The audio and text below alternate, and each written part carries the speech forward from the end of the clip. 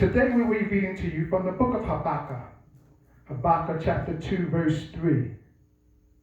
Habakkuk 2, verse 3. Habakkuk 2, verse 3 reads as follows. For the vision is yet for an appointed time, but at the end it shall speak and not lie. Though it tarry, wait for it, because it will surely come. It will not tarry. The message God sent to us today is, the vision may tarry. The vision may tarry. Over the past few weeks, God has been ministering to us about waiting in the messages. After that, I will complain and won't he do it? We all have something that we are waiting on, and some have been waiting a whole lot longer than others. Overall, I do not believe we mind waiting, but we do mind having to wait a very long time for something that we thought would be right there. It's different when we have to wait one day or 1 week or 1 month or 1 year. That's the problem we have with waiting. We are told to wait on it without being told how long we're going to have to wait on it. The problem the prophet Habakkuk found himself having to wrestle with is the issue called wait, as he was trying to understand the thoughts and actions of God when it comes to waiting. Habakkuk did not like the state of Judah, the state that Judah was in, and being God's people, he was expecting him to move quickly relative to straightening things out. It would be one thing if Judah was not his children, but they were. Because of the state of Judah, the prophet began an open dialogue with God.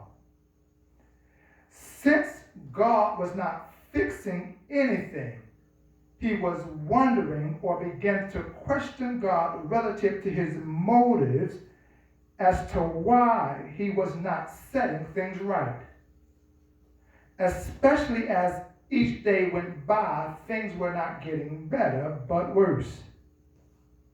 Note, no matter how bad things get in our lives, we best not forget that God can fix anything.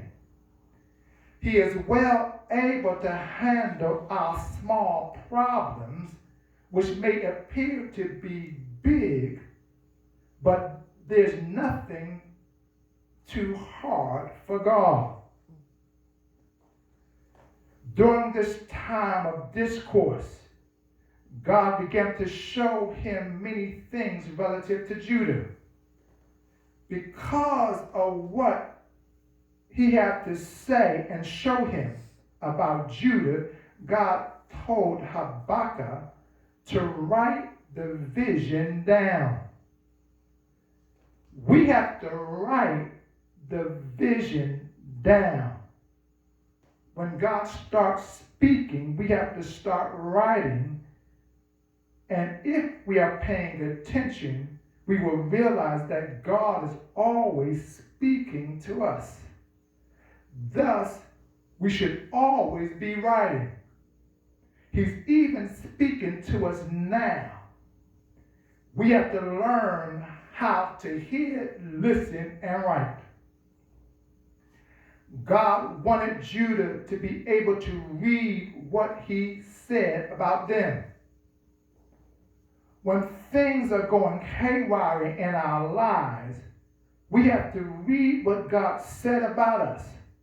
so that we can bring ourselves back into alignment with what God said, especially when it is referring to something good about our lives. But if we never took out time to write the vision, we are forcing ourselves to rely on fading memory. And oftentimes, if you're like me, oftentimes when someone tells me something, or I have to write it down, because if I don't write it down, it's going to be gone out of my mind frame or my mind at that moment, and I'll get to it later, but we don't know when later comes because I didn't write it down. He knew what he was going to say about their future did not look good, but in the end, it would get better. But if the vision was not written down, they wouldn't become overwhelmed thinking there was no hope for them, because the state they were going to be in would be a whole lot worse than when the vision was written down. By them having the ability to rehearse the vision, they would be able to see that a turnaround was on the horizon. As we look at our lives, we have to see that God has given us visions as it pertains to our destiny and future. So when we look at vision, we must look at it from a broad view in order to relate it to our lives. We have to expand what vision is so that it can become relevant or all-inclusive. In this verse, Habakkuk 2:3, we are told our dreams, ideas, plans, images, hope, goals, and prophecies have been given the assignment to show up at a particular season or moment in our lives. When I used to ride the bus, I would attain a schedule. But the bus schedule told me when the bus would arrive. Even though I had the bus schedule, sometimes the bus came late. As it pertains to our vision, we are informed the time of its arrival has been set and declared. It will show up at the exact point given to it or for it to show up. Once everything is in place and in order, it will pop up. We have an appointed time for things to happen in our lives. We want these things to happen or materialize right away. But that is usually not the case. We have to go through or deal with the process. Most of the time, what God has given us has to go through a cooking process. It cannot be microwaved because it needs substance which is only produced over time. But when time meets purpose, destiny, and vision, it will unfold in our lives. We will not know that our time has come. We will know that our time has come when things start coming together and what we have been waiting for to be established or fulfilled begins to move into place. We are informed, if God said it, if he's the one who declared it to be, if he is the one who made the vow or promise, it's going to happen. What he said cannot return back to him void without accomplishing what it is supposed to do. It has no choice. There is no other options for it other than doing what God has spoken or declared and decreed it to be. Then we are told, although we have been waiting longer than we prefer to wait, we should not give up on what we have been waiting on. Time will make us give up on things we have been hoping for. When we expect things to show up at one time and that time has been long gone, we start looking at what we have been waiting on differently.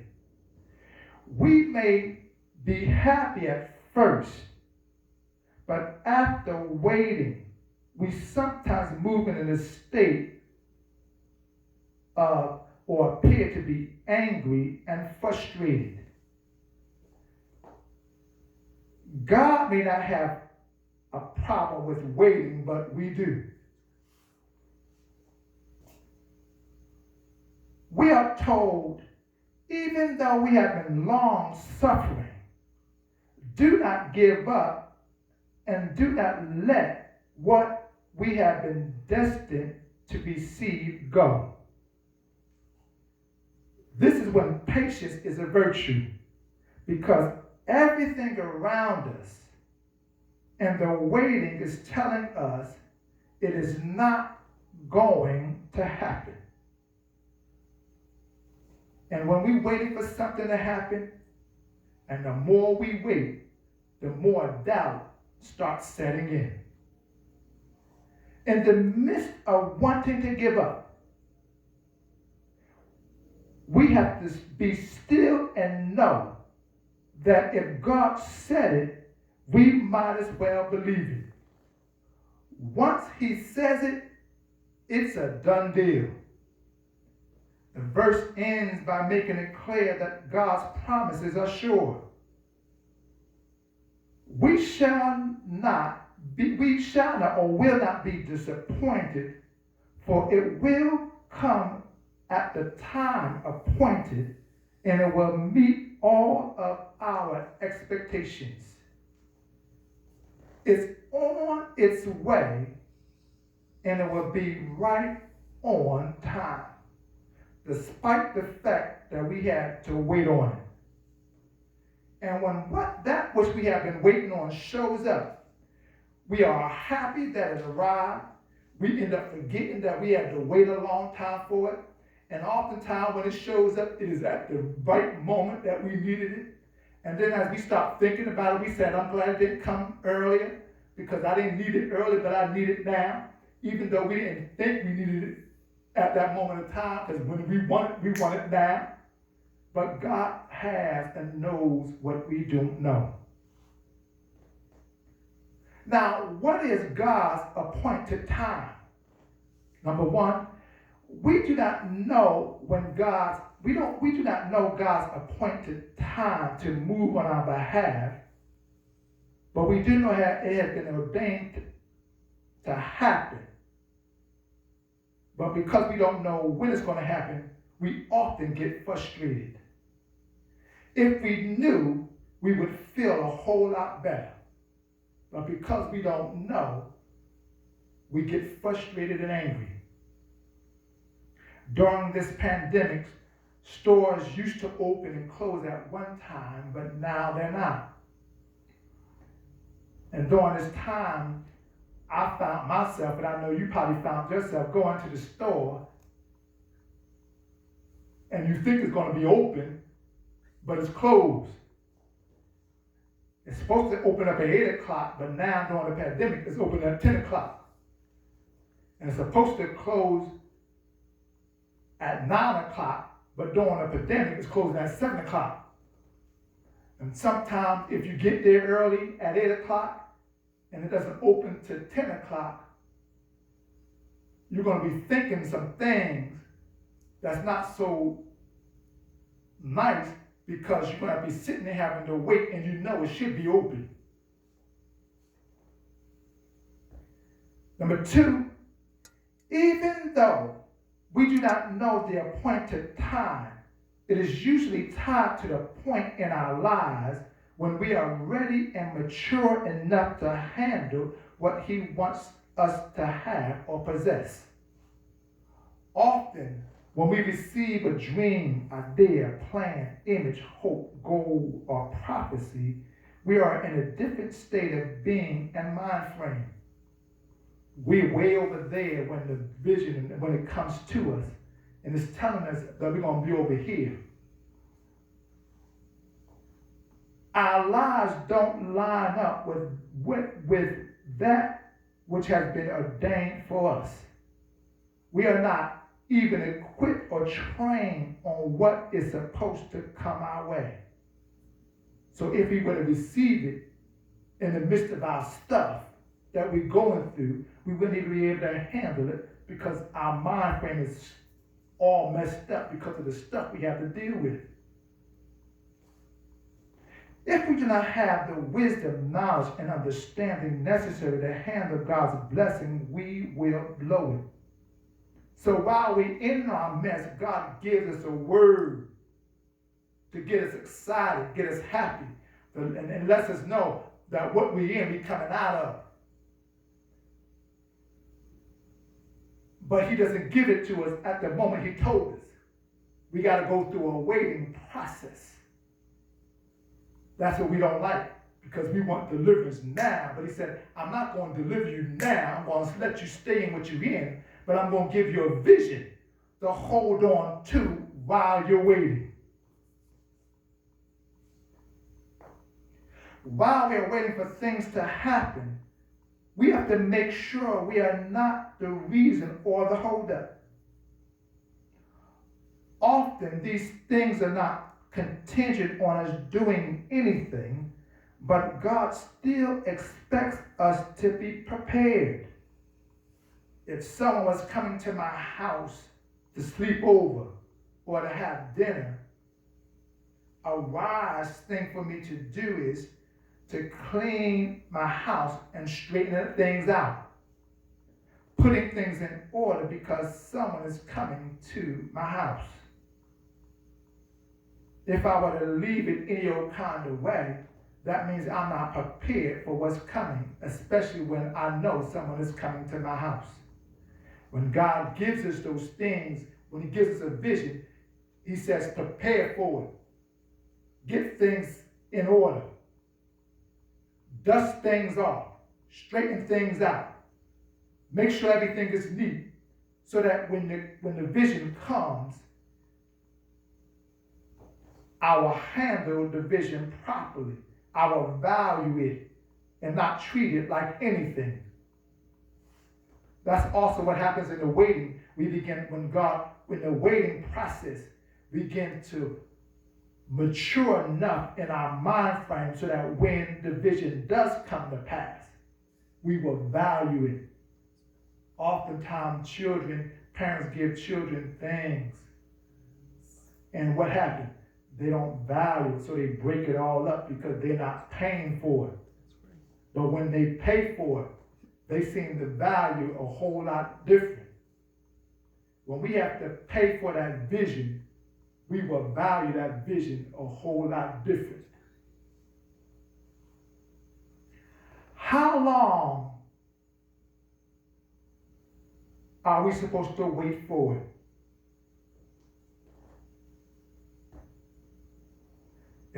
Ecclesiastes 3:1 says, to everything there is a season and a time to every purpose under the heaven. We are to wait until it is fulfilled. We also have to remember our time and God's time does not always equate to the same time. We probably need to tell God he needs to fix his watch so that he can be on our time and now we don't have to be on his time. The reason why we are waiting on the vision is because it represents our promise, our blessing, those things that God wants us to receive, but we have not yet taken hold of it. That's why we don't let it go, because it is something special to us. It's something that God wants us to have. And if God says, I have this for you, that means what he has, he wants us to have. Sometimes the vision is tied to our healing, deliverance, or finances. At other times, it's us waiting on God to move on our job or our family. It can also be associated with that problem, issue, or dilemma that God said he would take care of. The enemy wants us to give up on our vision, but God says, don't give up now. Hold on just a little while longer. God would not give us the vision just to give it to us.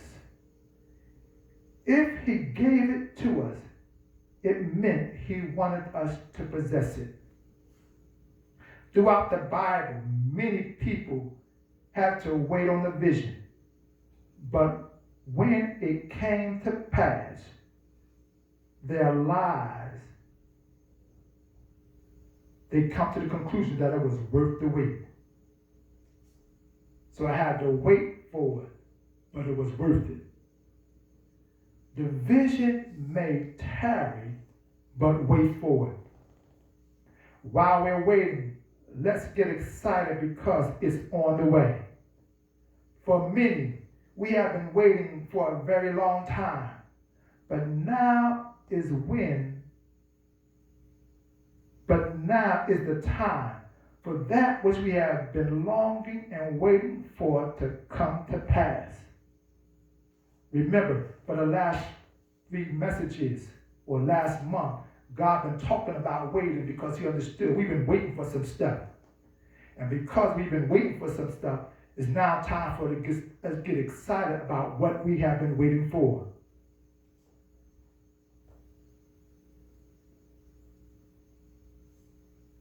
Because we are at the point of giving up on our vision, God says, if we wrote it down, go rehearse it.